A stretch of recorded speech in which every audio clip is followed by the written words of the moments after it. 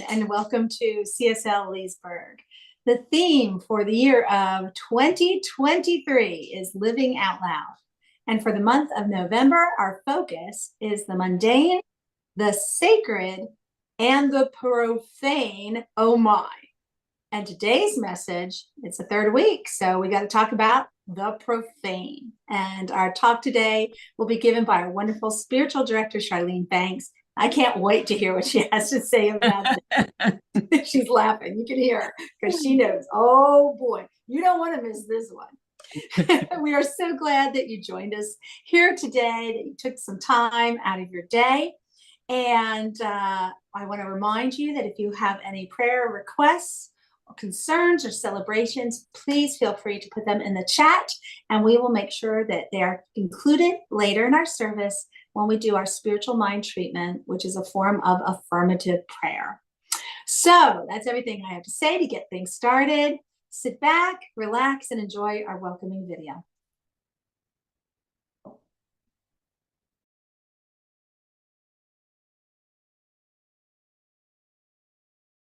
Please join us as we create our sacred space.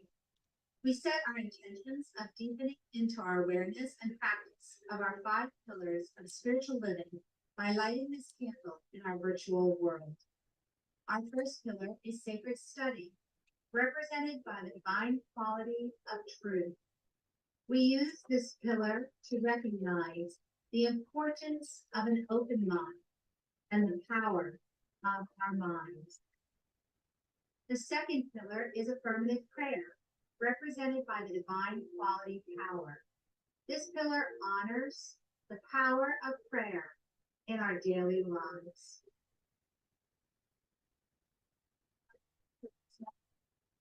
Divine quality of peace.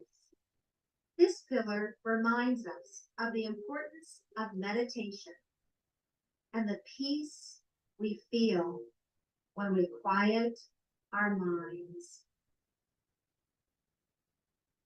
The fourth pillar is circulation and the divine quality of life. We know that the great law of circulation works in our lives. As we hear, so shall we receive.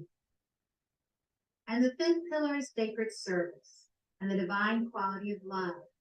This pillar affirms our call to be of service to our world as we see through the eyes of love.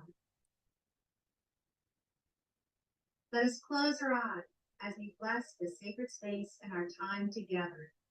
As we weave each of these pillars of spiritual living into our service today, may they deepen our own spiritual practices of study, prayer, meditation, circulation, and service, expanding our minds and our hearts to the 5 divine qualities of truth, power, peace, life, and love. We also bless everyone who made our service possible today and everyone in attendance. May the energy of love that is generated here bless everyone abundantly. And so it is. And so it is. And now it is time for our meditation.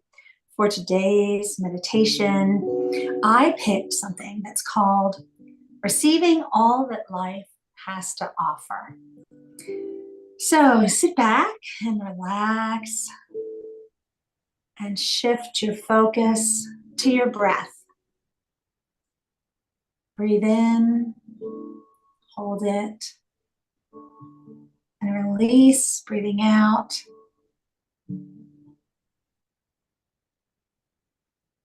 Breathe in again and hold it and release. And continue just to let your breath be soft, gentle. And as you breathe, release and relax all the parts of your body.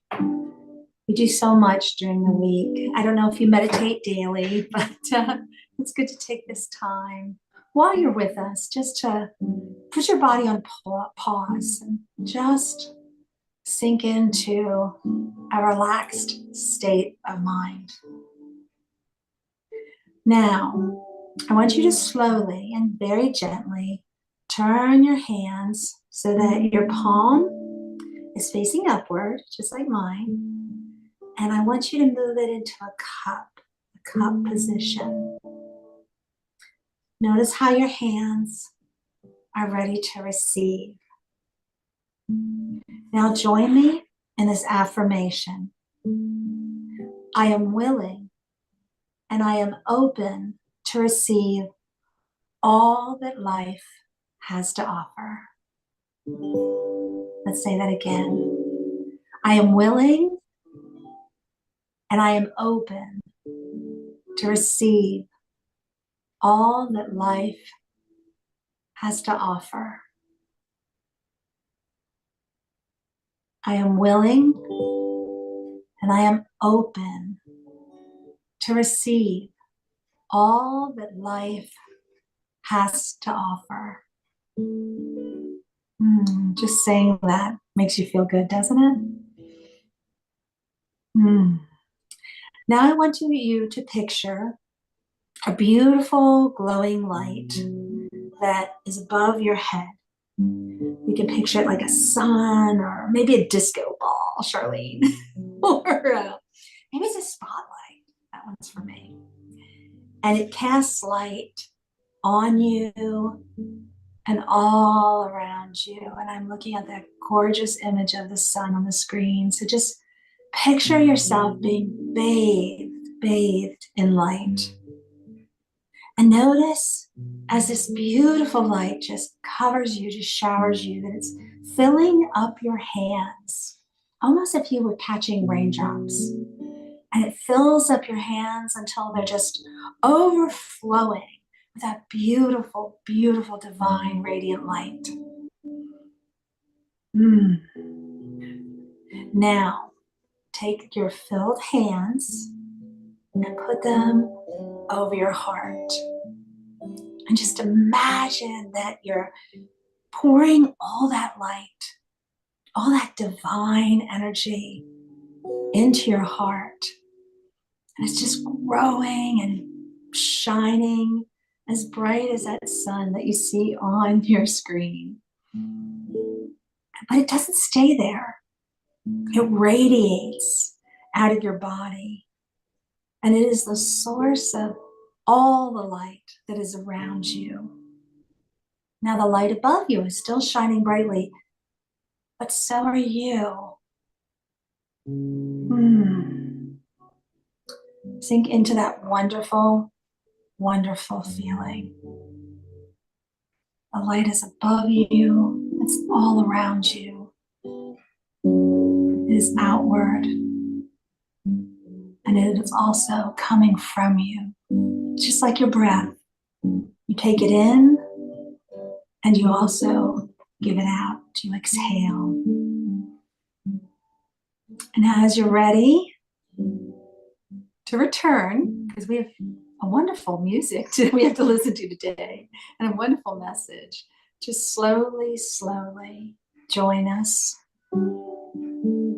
And thank you for radiating light wherever you go.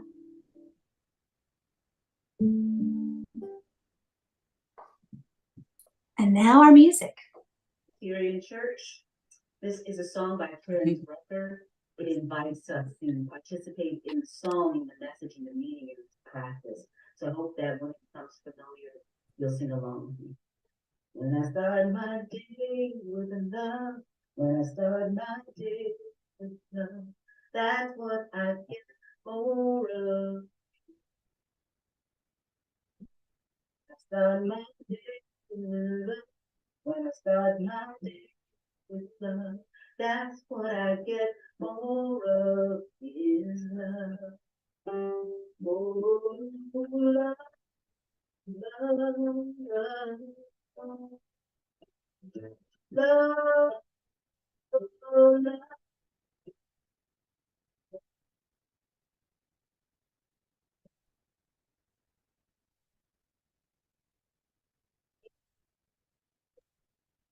I think that Charlene is having internet issues. If you can't hear sound, just bear with us.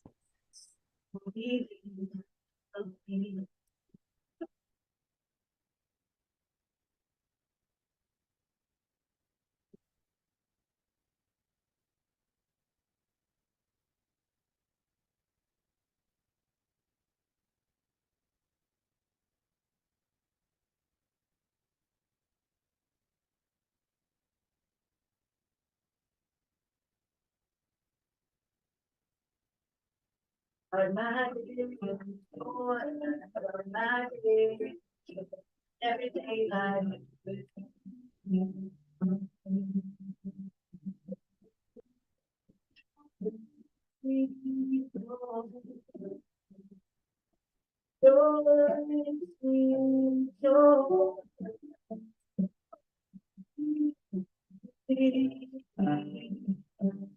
I just want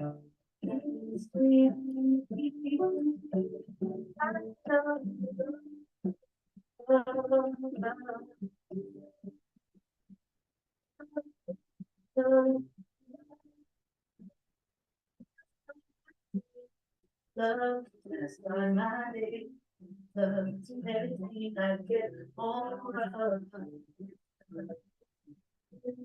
Start my day, love, start my day, love, that's what I get for love.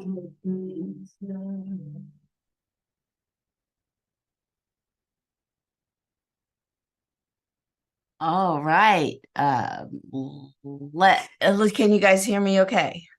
We can hear you. It's good. Okay, that I'm not sure. Internet gets a little dodgy. Hey guys, welcome to week 3. And I love that song. Too bad I couldn't, too bad all of you may not have been able to hear it as clearly, but I get to talk about the profane. Why does it make me smile that I get to talk about the profane? Because you guys know me and you know my mouth. And I'm very good about not using profanity on the so-called pulpit because I've been trained very well by my ministerial school. But it doesn't mean I don't think it, right? And I actually read a study, it was done in 2017, that stated, let me see if I could find it. Oh, it's in another browser window. Okay.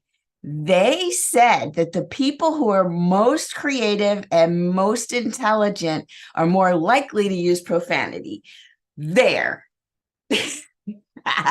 So, and I thought about it. I said, now, why is that? And I went reading a little further, and it was a study done by Carnegie Mellon. And so they stated that because the area of the brain that fires up when you're using profanity is also the creative side. And I thought, aha, because those of us that are artistic, that like to just, and I tend to think of myself as artistic, but not in the traditional way. Just like I don't do it with a pen or with a brush and a canvas, but with other tools. I realized, aha, that makes sense. It makes sense that they call it colorful language, right? Right? Yeah, because it adds something. Listen, sometimes, darn it, just doesn't do the trick. So yes, there is the idea of profanity, but when it comes to this whole month's topic, we talked about the mundane, the sacred, the profane, that's today, and then, oh my, like what can come of all of this? Well, when we think of the profane, it's always culturally based. Culturally based. There is no endemically or inborn profanity. It is always within the context of culture. You want me to prove it? You know I'll prove it. The gestures that we do here in the West, like the peace sign, or peace sign. This, what I just did in certain countries is very offensive. You just told someone to go, you know what? So that's not good. Or how about thumbs up? Now that symbol, if you're scuba diving, means get me out of here. I got to go to the top. So you don't want to use that. You have to use the okay symbol when you're doing well. I just offended other cultures just now with the thumbs up and with the okay. Those mean terrible things in other languages. And it's usually those two things mean the equivalent of me putting my middle finger up, which I'm not going to do, because I'm sure that when I go to sit for the panel of ministerial school, they'll probably refer to the screenshot of me flipping off the audience. I'm not going to do it. So the idea is, why have we given meaning, or why do we give meaning to things as a culture? And I'll tell you why right here, right now. It's so that we can have something that's not sacred, so that you can create a little Venn diagram where there's two individual circles, one with the sacred in one and the profane in another, and that the twain shall not meet. There's no overlap if you hear it from the clergy. And this makes sense. It makes sense from an evolutionary standpoint, because we know that as humans, we tend to look for the divine. We look for meaning. As little tiny babies, we're looking for faces. Everything we need to see a face. We search for the eyes, two eyes and a nose and a mouth, and perhaps that's mother. And then as we move through our culture and we get raised in our culture, we learn the difference between good and bad. And then in most cultures, they make the good part divine. There's something that we seek as humans. We seek to experience the ineffable, that feeling of quintessential, just a sense of imbued divinity, which Bridget talked about last week, the sacred. We'll do that as humans, and we'll look for something to revere. And how you going to revere something if you don't also have something to be appalled by? Yeah, and the clean cut doesn't exist. There is no clean surgical precision type of cut between the sacred and the profane, and that's why it's tricky. If we think about it, the sacred says, well, this is holy. This is set apart. This is a place worthy of reverence, this thing. And typically it's outside. It's over there. Got to go over there. You want to feel the presence of the divine? Oh, got to go to the temple, or whatever your culture deems as the place that the sacred resides. And in our teaching, Ernest Holmes teaches us that everywhere we go, there's God right there. God is within. It moves in and through and as us. Jesus taught that. The kingdom of heaven is within. And Buddha taught us that you sit, you be still, you become still, and you look within, always going in. That's where the divine lives. But that's more of an enlightened approach.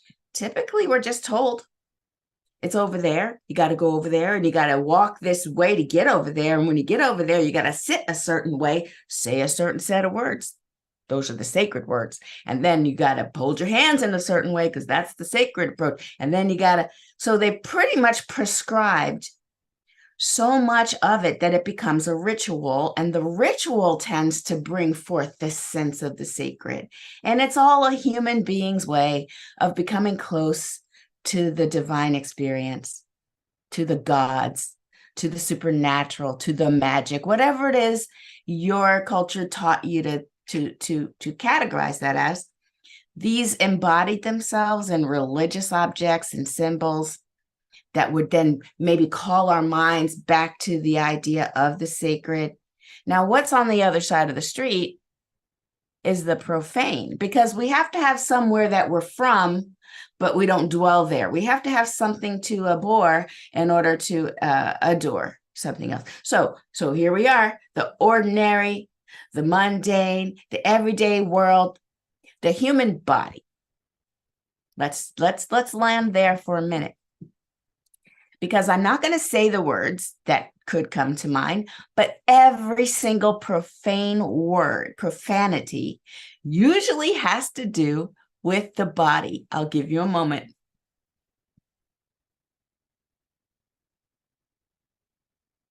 Yeah. See how that, I didn't even have to say it. I love how the mind works. Interesting, isn't it? Everything that is so-called profanity has to do with either bodily fluids or bodily functions. Interesting. Or it's taking the divine and making it profane, like using the word, what Matthew says, that you're not supposed to take the name of the Lord in vain. Yeah, it's somewhere in this. I have a whole bunch of different things. I have so many notes, but it's all just firing in my mind all the things I want to pull from that. So yes, there's one of the commandments: thou shalt not take the name of the Lord thy God in vain. So we're not supposed to say, all the curse words that have God or Jesus in it, right? Because it's taking the Lord's name in vain. But if you study a little more and look at different scriptures and different interpretations of the scripture, we find a couple things. One, that what we're not supposed to do is take the idea of God and use it in a way that is not God-like. For example, God told me to go over there and choke out all the baby alligators. Like, no, it's probably not. God probably didn't tell you that. You're using. That's an example of using what is meant for divine upliftment and saying that's the reason you did something foul. It's not necessarily, oh, God's listening to every single word, and the minute that you use his name in vain, you're going to get smoked. Like, no, it's not that simplified. It's more, are you doing things in the name of the divine, but then acting in a way that's completely counter to the divine? Are you saying things? And I think about today when people beat you over the head with their Jesus sign. I'm like, hold up. This is weird. What are you doing? Do you know what Jesus stands for? And would you be leveraging these Jesus words against those, using it for hate instead of love? This is what I'm talking about. There's a whole group of people that would rather do harm or erase a whole group of people who had, what did they sin? How did they sin? They were born with both genitalia. That's their sin. And that's natural. They came out of their mama's body with both plumbing, and now they're the bad guy. Like, what are we doing? So this is the question I would ask, that are we using the name of the divine to do harm to each other? That would be what I'm thinking is meant by that scripture. And the other thing I was going to say about scripture is there is in Song of Solomon, which if you guys ever go back to the Bible with a curious mind and with maybe a scholarly approach, I offer you, try this, because Song of Solomon are such beautiful tales of passion and love. It's like one big love letter in that book. So there's a whole section. Listen to it. Song of Solomon, chapter 5, verse 14 through 16. His arms are rods of gold set with topaz. His body is like polished ivory. His legs are pillars of marble set on bases of pure gold. His mouth is sweetness itself. He is altogether lovely. This is my beloved. This is my friend. This is supposedly written by the wife of the person who's writing about this beautiful man. And this is an actual physical person using simile to describe the different parts of the body. So the original text of this didn't just say his body is like polished ivory. She was talking about something else. She was talking about how well endowed her husband was. Now, what? That was in the Bible? What? That? Yes, it was. Because depending on what culture you look at, depending on what mores or taboos are introduced, some things can be sacred and some things can be profane. And in this discussion, she was talking about the sacred presence of her beloved. And they sort of just modified it a little bit and said, no, let's not say that. That sounds like that's a little too erotic. Let's erase that part and let's put in this other part. Editing happens. It's all throughout the Bible, the editing that we do as a culture to try to lift up one part. If we're trying to control the masses, let's just lift up one part and make the other part bad so that people will not be attracted to this way of being, but to be, listen, they're two separate orbs. They're two separate orbs. This is sacred, do this. This is bad, don't do that. And then whenever we get out of balance, we talked about this all last month about the paradigms and the both things can be true at the same time. If we do not grow in our enlightenment, and if we do not embrace both sides of this, of our humanity, knowing that one foot is in this body and the other one is in the heavens, one part of us is divine and part of us is animal. Like we are both, and we are the physicality, the profane, the ick, and we are the divine and the sacred and the holy. If we cannot embody both, then we're missing out. This could be the whole reason that people talk about Jesus incarnated to teach people how they could be both divine and human at the same time. And I would like to say they could be both sacred and profane at the same time. That this is actually our goal. We're supposed to experience both of these things. We're not supposed to say, all right, it's Sunday, let me take off my profanity hat, pop on my sacred hat and go to church and do all the holy things. And then Monday, swap the hat back off. And it doesn't have to be separate. We get to be fully ourselves. There's a little bit of, we get to go in. We get to be a little bit profane because we also get to be a little bit sacred. Both and that is the way it's supposed to be. And so how do we live in a way that's not, I don't know, I don't want to call it hypocritical. I did have a reluctance when I first started in ministerial school, and I was badgering Reverend Sunday. And I said, I don't know that I want to become a minister because I have friends and people will start to think that I can't behave certain ways because now I'm a minister. I mean, I like to have a cocktail and I might curse a little bit. I mean, do I have to now have this whole new persona, Charlene, with violins as celestial beings singing in a choir behind me as I walk? Because yikes, I don't want to make my life smaller. And she laughed and said, no, you don't have, you're good. You're good. This teaching allows me to be fully who I am. Now, there's also read the room and don't be vulgar when it's not called for. But also don't feel as if now I've signed up for something that takes away from who I am. Being mindful and conscious of my surroundings and being able to just be me, that's always a good goal. And I think this is what we need right now. Each day, in fact, today I was reading the news. I do it a little bit every day, and I'm reading about some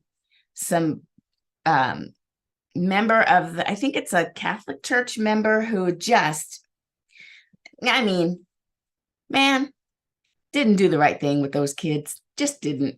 He caught behaving badly and now hopefully gets some jail time so he can sit down and think about things for a little while. These are people that families put their trust in. They come to the church with a feeling of not enoughness and they want to be led to the truth. But how dare somebody leverage that need for their own sort of insidious reasons? And so this guy got busted for that. And I'm just like, here we go. On the pulpit or in the wherever they call the front of the church, they're saying one thing, but don't have the fortitude to live up to that thing. And so then off on the side, they're taking off those clothes and putting on the other ones, just living two lives. I think that we're really meant to be integrated beings. We need to be able to sit in the truth of all of ourselves, sit in it. Not having to fix our face before we look in the mirror. Just look at ourselves. Who am I? And be okay with that. And look at the parts that are not that beautiful. Look at the parts that we would love to hide.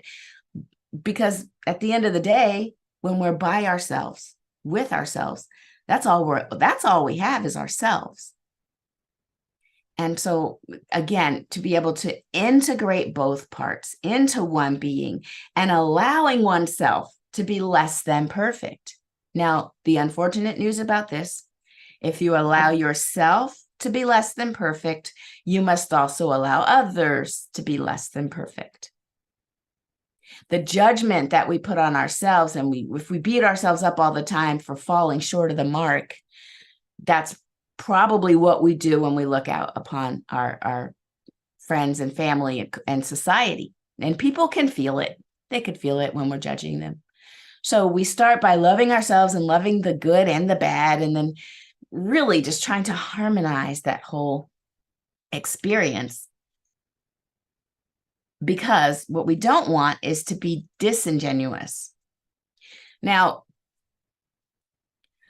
we think about this from a societal standpoint, from a church, obviously, from a religious or spiritual standpoint. And we know that we have work to do if we're still trying to integrate the two sides of ourselves that are either sacred or profane, and we can be both.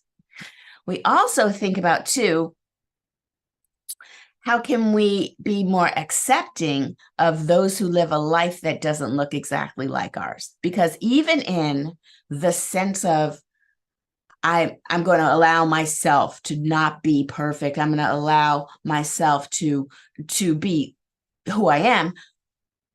What about other people being who they are in our center? Now, let's say we were a physical center. Let's say we had a building, and through the doors, there comes people from all walks of life. We think that's what we want, right? We want people from all walks of life. But I would challenge us, do we really want people from all walks of life? Would your face scrunch up a little bit if someone came in that was maybe a little too fill in the blank? So for me, let's say that, sure, let's say that I think it's fine. Everybody can dress however they want. They should dress whatever way they want to dress. Now, and if we're in a center and it's a Sunday, I mean, I am a Black woman. I know that when you go to church, you're supposed to look nice.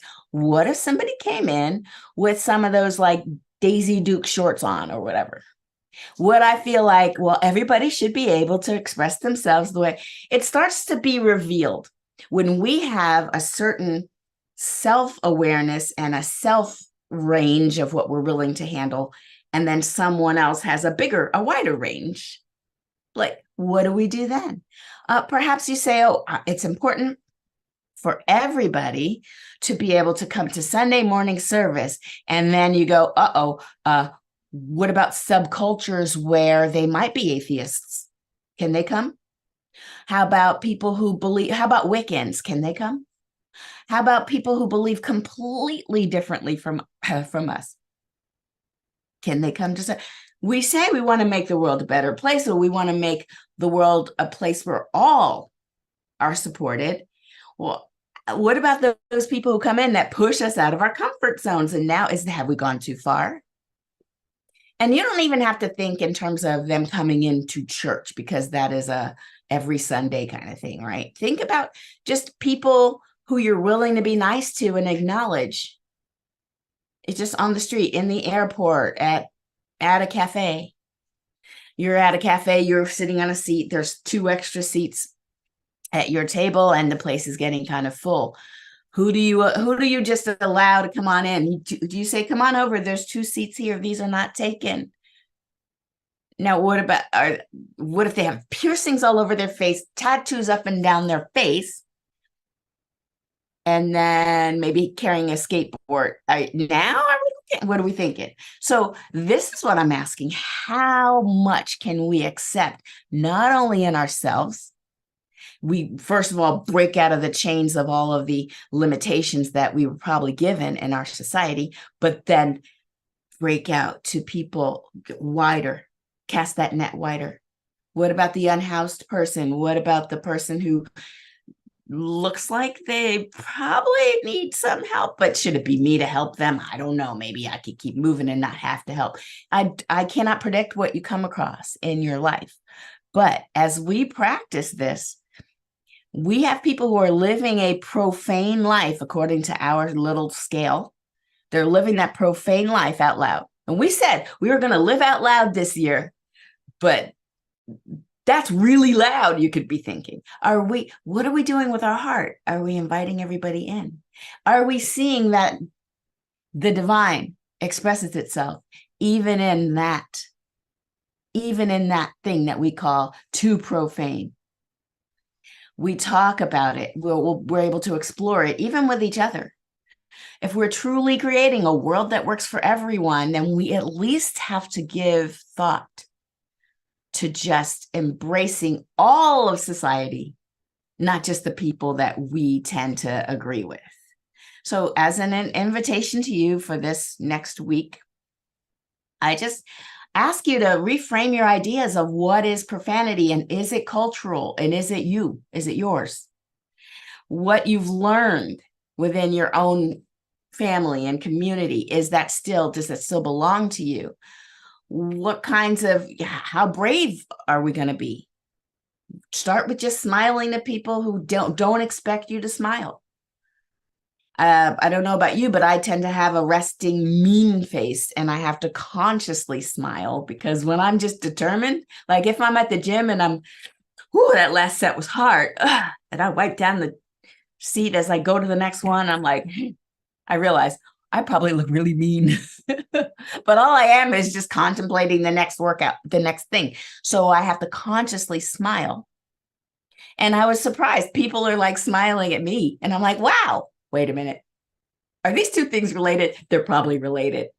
Yes. So are we going to fix our face in a way, but what I mean, but arrange the features of our face in a way that looks more agreeable, accepting, loving? What could happen this week if you did that? So I invite you to play with that, and to just know that if we can include voices from all walks of life, all representations, even just in our minds, noticing people from all walks of life, we're including them in our lives, that actually does broaden our spirit. We're bigger, we carry more people with us as we move through the world, and we don't feel so alone. So I invite you to do that this week, see how big your heart can grow, and we'll check back in with you next week. All right, let's go within for some prayer. Do we have any prayer requests? Yes. So there's only one divine energy, this life-giving force, this beautiful, beautiful breath that we breathe in and out. It is that of the divine breathing us, each and every one of us.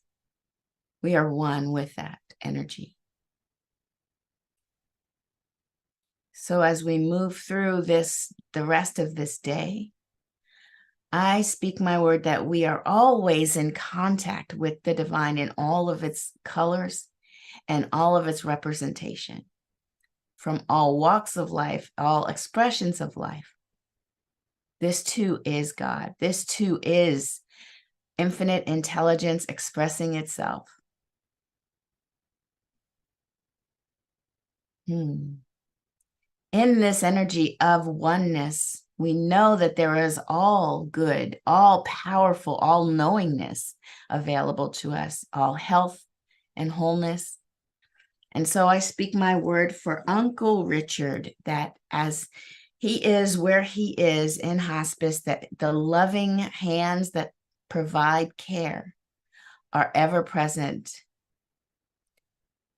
These hands are imbued by the life of God itself, just ushering Uncle Richard to whatever is his next expression of life.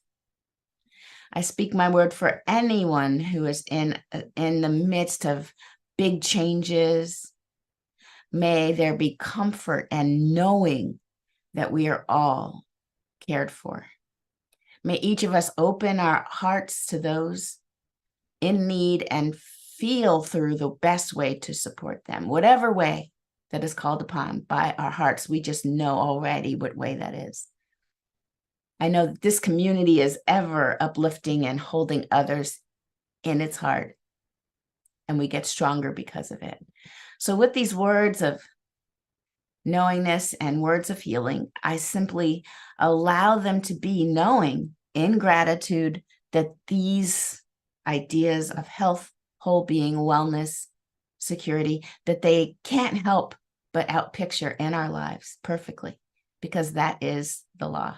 I release my word into this law, knowing it is already happening. I simply give thanks, let it be, and so it is. Amen. Let me share this next song. Good morning. Nope, that one. Okay, hopefully you guys can hear it. Okay, let's press play. Oh, wait, I know what did. That's what it was. One moment, I fixed it. Okay, now you should be able to hear. My heart is opening, my roots are anchoring, my breath is traveling to every part of me. My heart is opening, my roots are anchoring, my breath is traveling to every part of me. My heart is opening, my roots are anchoring, my breath is traveling to every part of me. My heart is opening, my roots are anchoring, my breath is traveling to every part of me.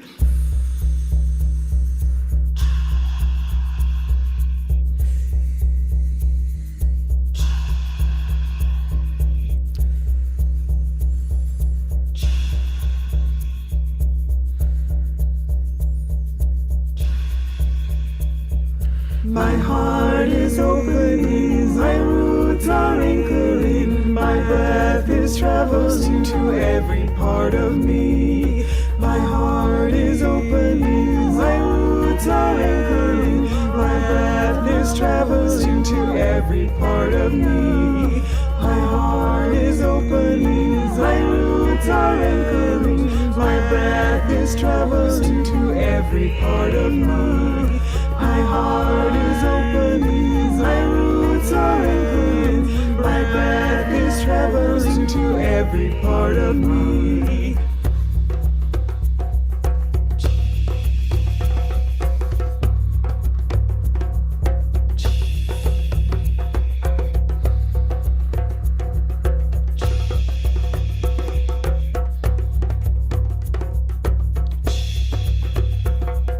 My heart is opening, my roots are anchoring, my breath is traveling to every part of me. My heart is opening, my roots are anchoring, my breath is traveling to every part of me. Breath moves to every part of me. Light moves to every part of me. Love moves to every part of me. Song moves to every part of me.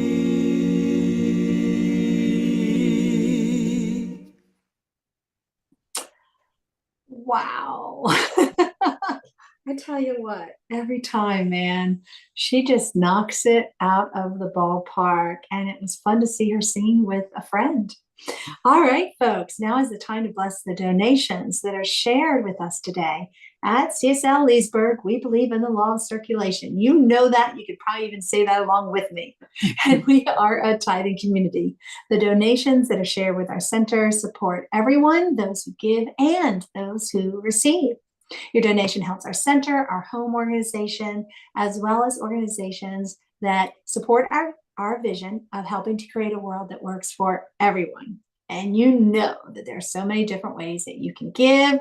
Odds are, when you look at that screen, you already have one. We thank you so much for your support, no matter how you are giving.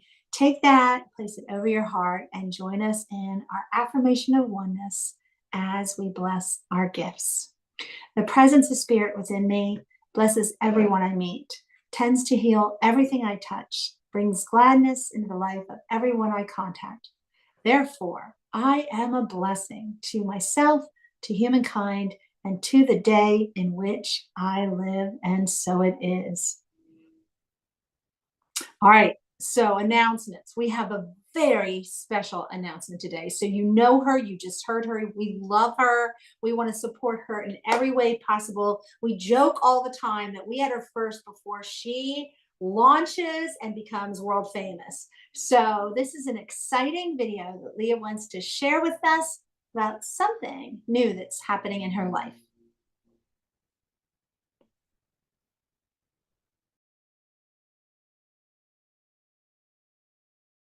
Okay, turning on my sound again, and I'm not muted. Okay. Here we go. Hi, my name is Leah Morris. I'm a singer, songwriter, and choral composer. One of the things I've noticed is that in addition to the joy of performing and composing, I love when people share the joy that they've experienced in hearing the music, in learning it, and singing along. And that's one of the reasons that in creating my next CD, I'm not only ready to record a new album, but I also want to do it with ways that allow people to engage more closely with the music. That's why I'm going to be making a songbook and video tutorials for guitarists to play along at home. A house concert video for my beloved couch potatoes so I can play for you, whether we meet in person or not. Choral arrangements for choirs. And the part I'm most excited about is workshops and concerts that allow me to engage with you and your community live and in the flesh. And I want to invite you to become part of the music. The plan is to raise $30,000 towards this project. And it feels like a big number, just like this project could feel humongous if it weren't for the team of amazing musicians and videographers and web designers and you. It would be wonderful if you would consider being part of the project. If you go over to my Indiegogo campaign and help be a backer, a supporter of this idea, this concept coming into reality. Thanks so much for listening, for being part of the music. Counting down, I was born and down to touch the sky. Okay, so you can see that QR code. Don't take that away too quickly, Charlene. I just held up my phone real quick, did this. I'm already in, and I can see that she's got $3,000 some dollars, 3,882. I've been looking for ways to support Leah. This is it. And like I said, we love her so much. She's got 54 backers. There's 32 days left. I think that we can find some way to join in on this. I know I want to be a part of it, and I have a feeling that you do too. So that's what's happening with Leah. How exciting. Ordinary Magic Experience. And there's another QR code. It's that time of year, folks. So we have our Conscious Giving program. If you haven't done so already, please, please, please go to our website, hit the little give button. There's the 2024 committed giving form.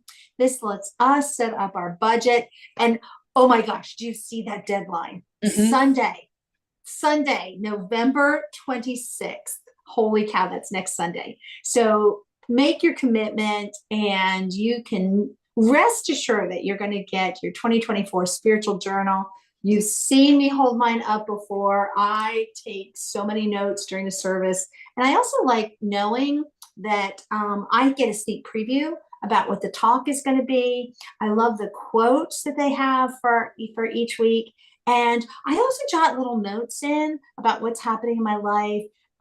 Insight, discovery. So it almost becomes not just my journal for our Sunday services, but also my spiritual growth as a person. So I have this record, and I keep them. They're all in my office. I keep them over the years. So it's wonderful. It's filled with great information, and it's a great way to keep track of our talks that we have each Sunday, music that inspires you, meditations that you like, insight, and it's a keepsake. So by all means, you want this, and the only way to get it is to fill out that form. So please, please, please do this.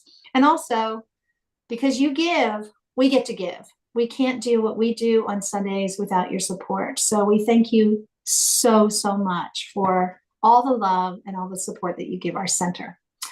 And that leads to December 10th is going to be our annual membership meeting, and we'll talk about the budget. We'll share our plans that we have for next year.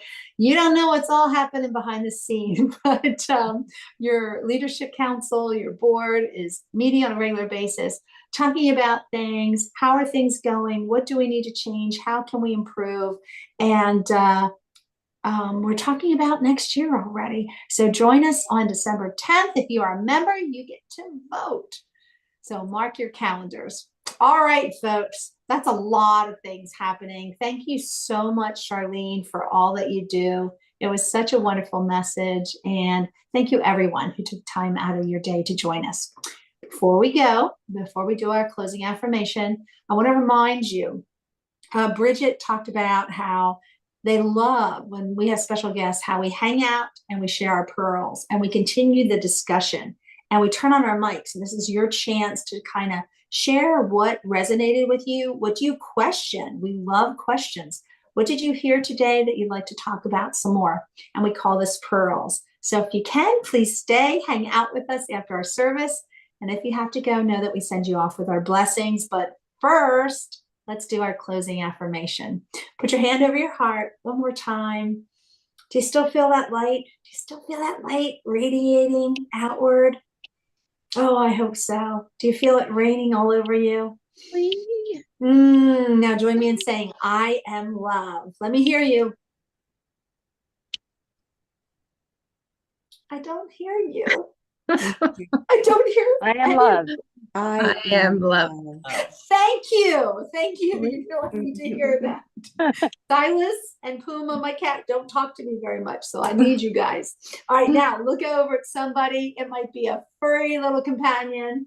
There's Silas over there on the couch. It might be a loved one, a family member, a friend who's there with you, or we know it's all connected. So you can just send it out into the universe. Tell someone you are loved. You are loved. You are loved. And now put your hands up in the air and join me with what we call our love sprinkles. It's all love. It's all love. All love. All love. It's all light. It's good.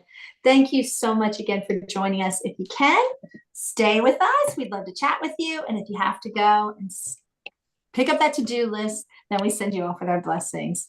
Thanks, everyone.